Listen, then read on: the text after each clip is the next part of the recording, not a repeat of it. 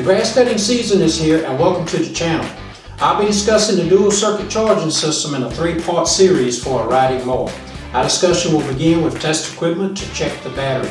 You'll know how to use a voltmeter and proper hookup of an amp clamp. We'll see the correct voltages that are generated from the stator and how to check the diode. A magnetic pole tester and a magnetometer will be shown to indicate the poles in the magnetic field strength. We'll take a closer look at the stator to determine how it's wound and electrically connected. There will be demonstrations of how the AC is generated from the stator to coincide with a whiteboard demonstration, and we can't forget about the wiring diagrams for this system. In the final video, I'll be discussing the diode and how it's used as a half-wave rectifier. Let's get the show started and learn about the dual circuit charging system on a typical riding mower. Alright, this is the riding mower that we're going to be looking at as far as the charging system. This is a MTD. This is a 46-inch cut. It's got a 20.5 horsepower Briggs & Stratton twin opposed cylinders, and this is using a dual circuit charging system. As I mentioned, this here is a twin cylinder, opposing twin cylinder, Briggs & Stratton. And here's our code right up here. Now if we look right in here, we can see this engine was manufactured in the year 97. And so this will be for our reference. Now one of the first things when you're dealing with the charging system is you want to go to the battery first. You got to make sure the battery is charged up, and you want to, one of the first things you want to look at is the open circuit voltage. So let's take a look at our open circuit voltage. Okay, we see that we have 12.7 volts. Now a fully charged battery should be 12.66 volts. Each cell, which is 6 of them, wired in series, will contribute 2.11 volts. That's per cell. What is that telling us? Well, that tells us that, is this battery good? No. This is only telling us that the electrolyte, the sulfuric acid, in the water, which 65% is made up of sulfuric acid and 35% is water, that all this here sulfuric acid is in solution with the water. That's all it's telling us. And it's also telling us that each cell is contributing 2.11 volts. Now what it's not telling us is, what is the condition of the plates? Can this battery provide the current that's needed, say, to turn over the starter? And no, it's not telling us that, because we're checking this under no load. But we want to check this here voltage first so that we can get a condition if the battery is too low in voltage. For all intents and purposes, if this battery, say, measures down to 11.8 volts, then for all intents and purposes, this battery would be considered dead. And you want to make sure that you have at least, say, you don't want to go below 12.4 volts. When you want to try to do a test, if you want to do a load on it. So say 12.4 to 12.66, you're okay. Now if you have a little voltage that's a little bit more than that, then that's okay. That's surface charge. This is where you've been running the mower, and let's say you come back and check it, the battery's a little high, maybe it's 13.2, 13.5, then you got surface charge. Now surface charge sounds like, okay, you got a charge up here on top of the battery or something.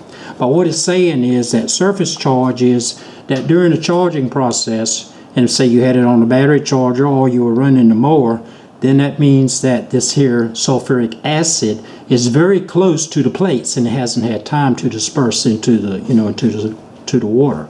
So give it about an hour or so and you'll find out later that the voltage will drop down. But if you want to bring it down in a hurry, you could turn the starter over a few times and then that will take off the surface charge.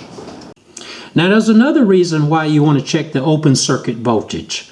Let's say that you're checking the voltage and you have a voltage of about 10.55 volts. Well, that means that you have a shorted cell. That one cell is not contributing its 2.11 volts. If you see that, then you need to get another battery. Okay, another condition is, what if you had about 0.48 volts or right around a half a volt? Well, then you know that you have an open cell. In other words, these 6 cells are wired in series. So one of the cells has broken loose, and now you're going to have that about 0.48 volts. If you see that, then you know that you got to get another battery. So that's some of the reasons why you want to go ahead and check your open circuit voltage first. Now here's a open circuit voltage chart which shows you the voltage in relation to the state of charge that's left in the battery. And as you can see, as you get on down, the state of charge gets less as your voltage gets less. So this looks good. All right, but let's say that your battery is a little bit flat and you need to test it and you want to do a load test on it. So let's talk about that next. Now this is a tester. This is one which puts a very small load on the battery, and it can give you the cranking amps, and it could tell you recommendation if it needs to be recharged. You recharge it and then you test it again, and it'll give you the status of the battery. What it does is it puts a small AC frequency down into the battery, and then with an algorithm that's built in the unit here, it will make all the predictions about the battery.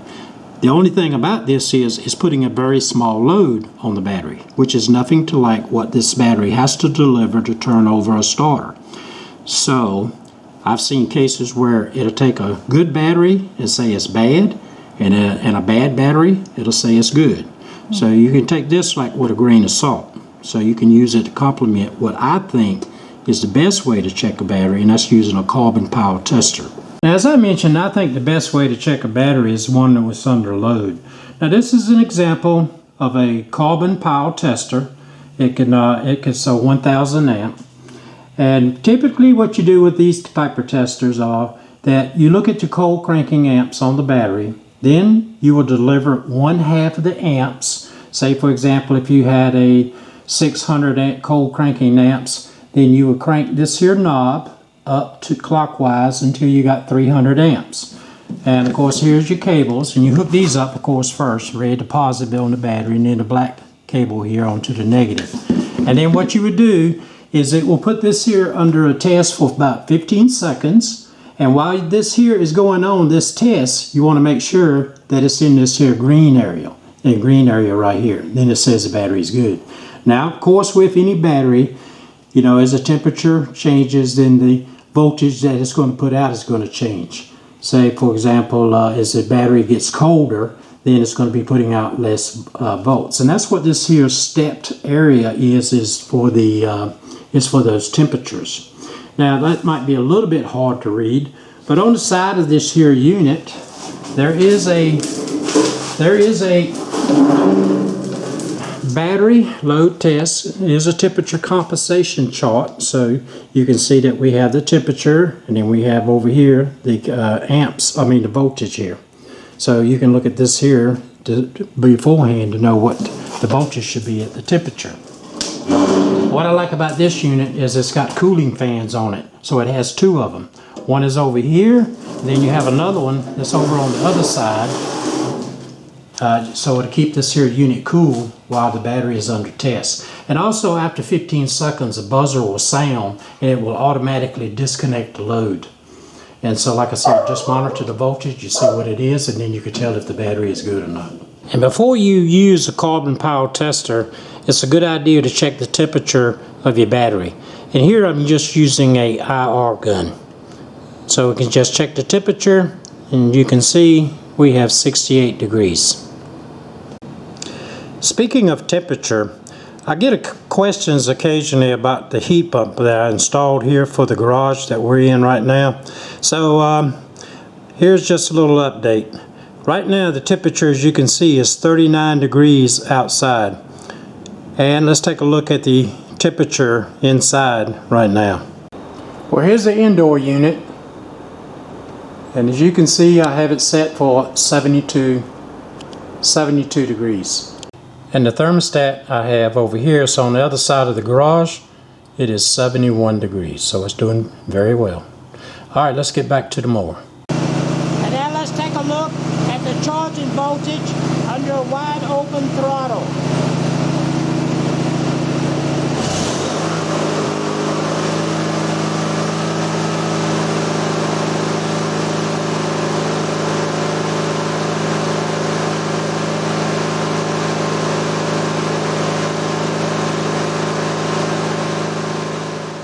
Now another good meter to have is an amp clamp.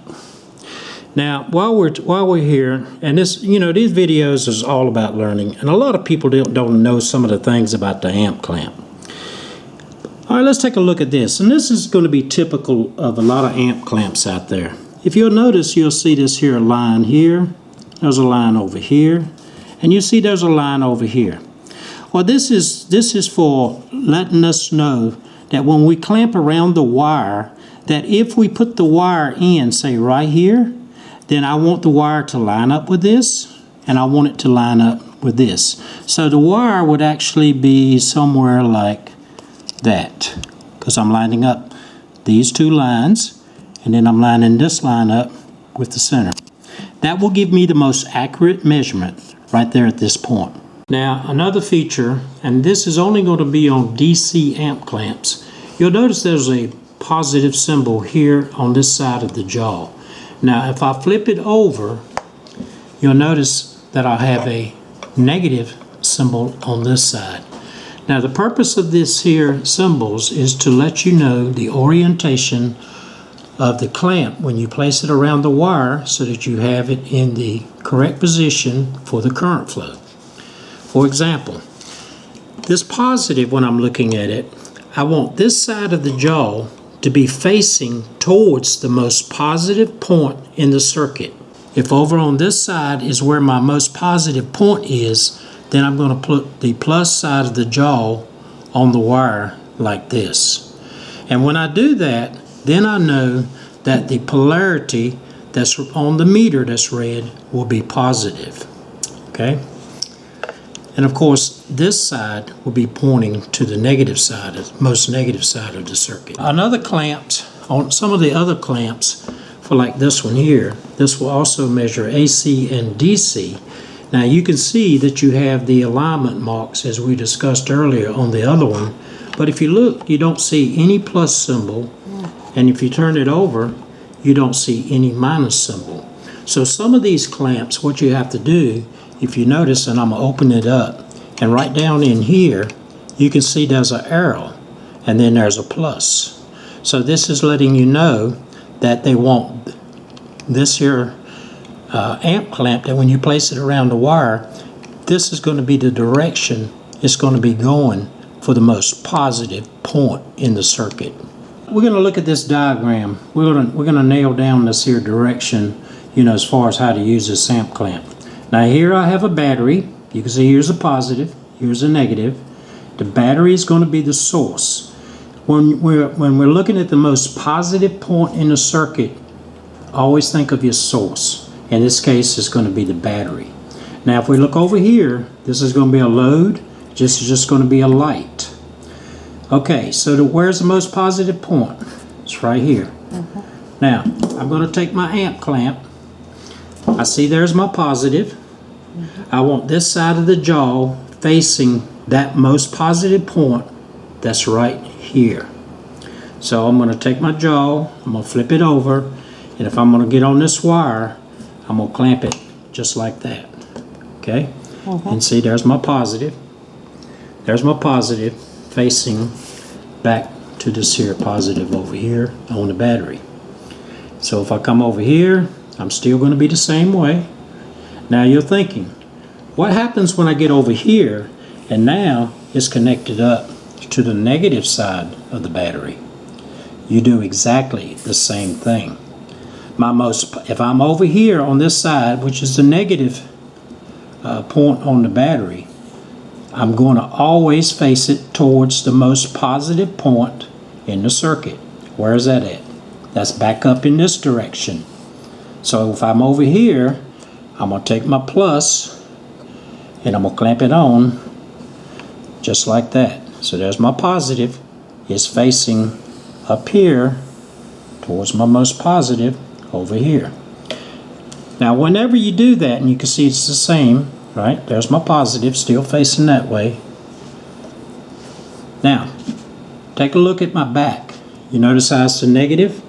Notice how the negative is pointing to the most negative point in the circuit? Well, when you put an amp clamp around the wire, you're actually measuring electron current flow, which is from negative to positive. Here's a circuit, And then if we look over here to our left, we're going to see that we have this circuit hooked up. I have a DC power supply. The red is connected to the positive on the DC power source, and then the black lead is connected to the DC negative. Now if we follow the red lead out, that's the positive, and it's connected to the light. And then on its side, this is the negative going back to the DC negative on the power source. Okay, so we think about our source. Where is it at? It's right here on the source, on the power supply. Where's our positive? It's right here. So if I'm looking at this wire and I want to measure my current, this going in that direction is where the most positive point is on the source, which is right here.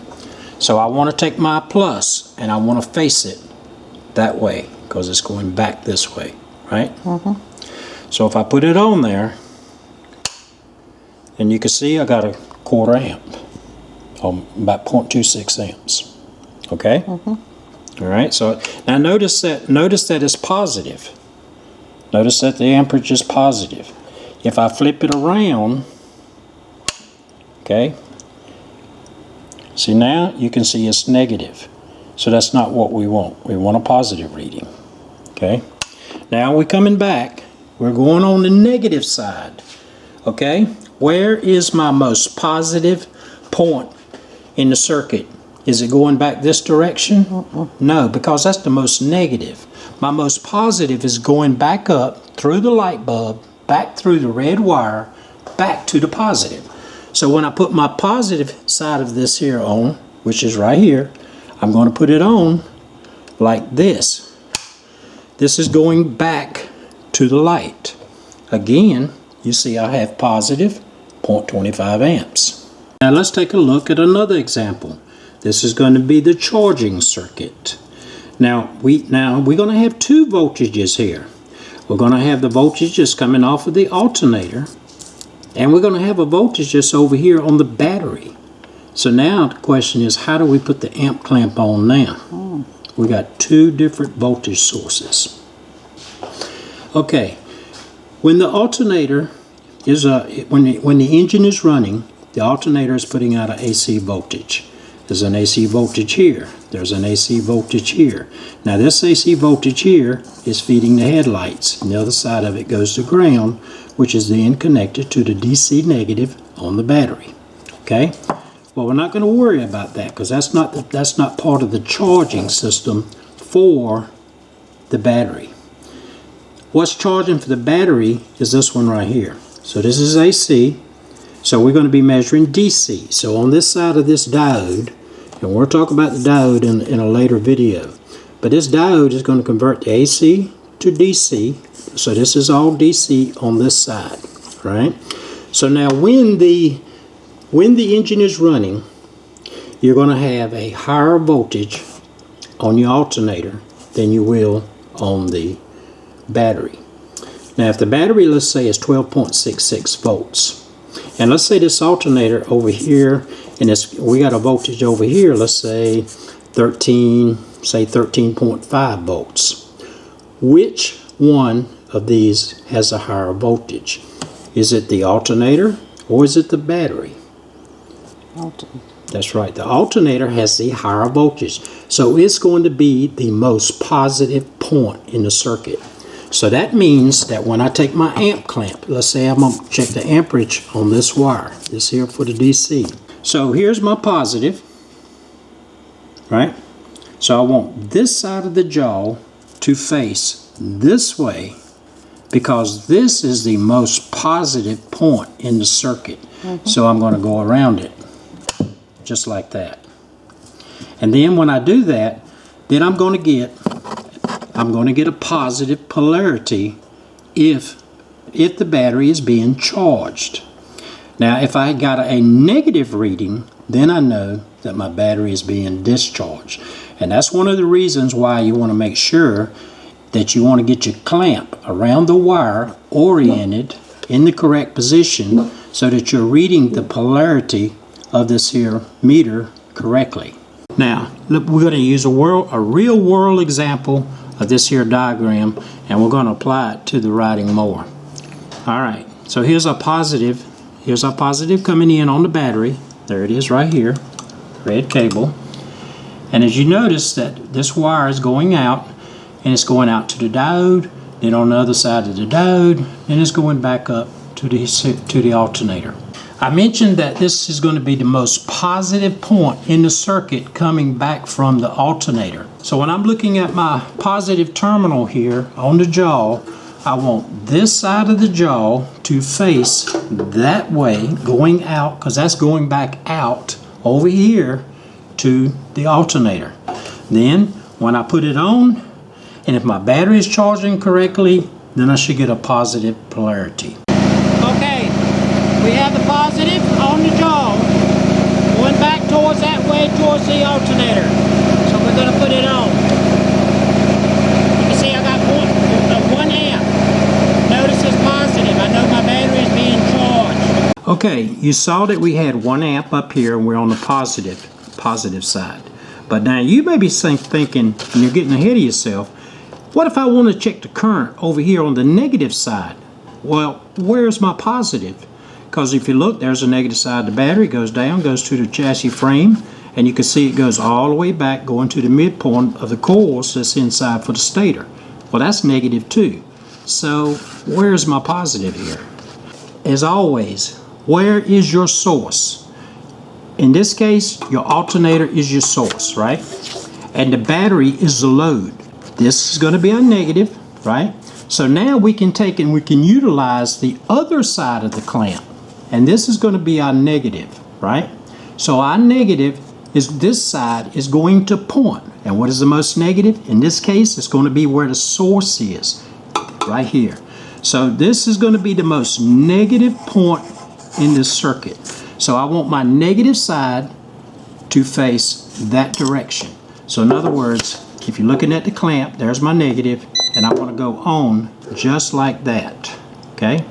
And when I do that, I should still read a positive polarity showing that the battery is being charged. Okay, now we're going to do the black cable, the negative. Notice I have the negative here on the jaw, and I'm going to place it around here, and the most negative is going back out towards the alternator. That's the most negative. So, there you go. Coming around. Clamp. Now it should be positive. As you can see, same thing. Or, for a wide open throttle, this is what we should get.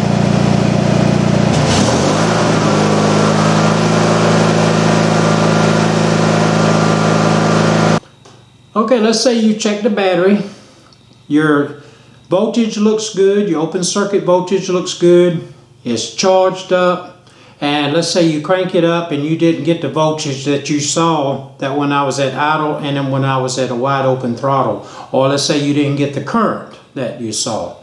Well, now the next stage is let's go to the alternator and let's do some checks up there. As you can see, we're at the front of the engine, and we're on the left-hand side of the engine if you're sitting in the driver's seat. So this is the area we're going to be looking at right here. So let's take a look and zoom in a little bit so we can get a closer view of that. Now, as you'll notice, we have 2 wires up here at the top. These 2 wires, one is red, one is black. This here red wire and the black wire are going back up to the stator, which is underneath the flywheel. Now, this wire will produce an AC voltage, and this wire will produce an AC voltage. Now, these are where our dual circuit is coming in. This is one circuit, this is the other circuit. The one with the red wire, if you come down and look in this area right here, you can see that there's a bulkiness here that has a piece of heat shrink over it. Well, this right here is where the diode is located. This will convert the AC coming into the diode, and then on the other side of the diode, it will convert it to DC. And this is considered a half-wave rectifier because it only conducts on 1/2 of the cycle of this here AC. This circuit here is going to be used to charge the battery. Now, this other circuit up here is the black wire, which is I mentioned is the AC voltage, but it goes all the way and passes through the connector. Now this here voltage is going to be used for the headlight circuit. So the AC voltage will come out, will go through the headlight switch, and then from the headlight switch it will go out to the headlights. So the headlights will run on an AC voltage. Okay, I guess the first thing that we can check is we can check the diode. Now to do that we have to disconnect the connector, as you see right here. I have a piercing tool that's on the red wire. Okay, you can see it up there, and this is a head of the diode. So we know this is going to be our AC volts up here, and this is connected to the diode. And then we're going to come through the connector, and then we're going to be coming out on this here bottom pin down here. So now let's go over the voltmeter to look at measuring this here diode. Alright, so I have the black lead in the common, and I have the red lead that's in the volts, ohms, and the diode function. So now first thing we're going to do is we're going to flip it over, and we want to go to the diode function. This is this symbol for a diode. Okay, I'm going to take my red lead from the voltmeter, and I'm going to connect it right into there. Now I'm going to take my black lead, and I'm going to put it onto the bottom pin. This is the wire that's coming straight through. And Saraya, if you can hold the voltmeter up in front of the camera. Now we should get a reading between, say, 0.5 to 0.7 volts, and this is 0.557 volts DC. So we have just turned on this here diode, and this is called the forward bias. Okay, now for the next step, we're going to swap the voltmeter leads. So now I'm going to take my black lead and I'm going to put up here, and now I'm going to take my red lead and I'm going to touch that pin. Okay. Now if you look at that, it says OL volts DC. Okay, so this is a good diode, and this is the way it should check. And this is what's considered a reverse bias. Now, if you have OL in both directions, then the diode is considered to be open, and you'll have to replace it. And if you get a diode and you get, say, 0 volts in both conditions, then that diode is considered to be shorted, and you need to get another diode. Okay, so now let's check the AC voltage. Let's say your diode is good. So now we're going to be checking the AC voltage coming off of this red wire, and we're going to be checking it in reference to ground. So I got my voltmeter. I got it set for AC volts right here. Okay, now I'm going to take my black lead. Now the best, if your leads are long enough, it's best to go to, say, the DC negative on the battery, but I believe we'll be okay that we're just going to go to the engine block. So we're going to go to the cylinder head here, so I'll just connect the black lead there, and I'm going to hook the other end up to right there. So we're going to be measuring that voltage, AC voltage coming off of that red wire. Okay, this is 18.4 volts at idle, and now we're going to look at it at a wide open throttle.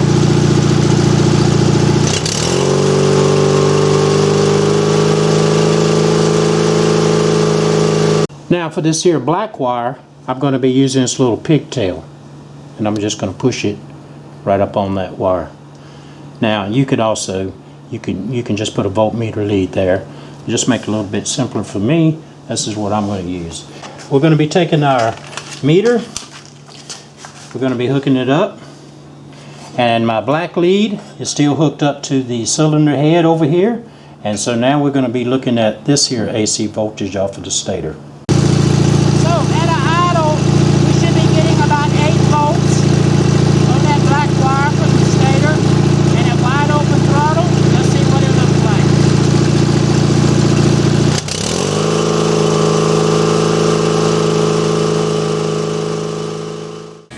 Okay, that's going to wrap this video up. And if you have this dual circuit charging system on your mower, then this video should help you in your diagnostics. Stay tuned for the next video where we'll take a deeper dive. We'll take a look at the stator. We'll see how it's wound.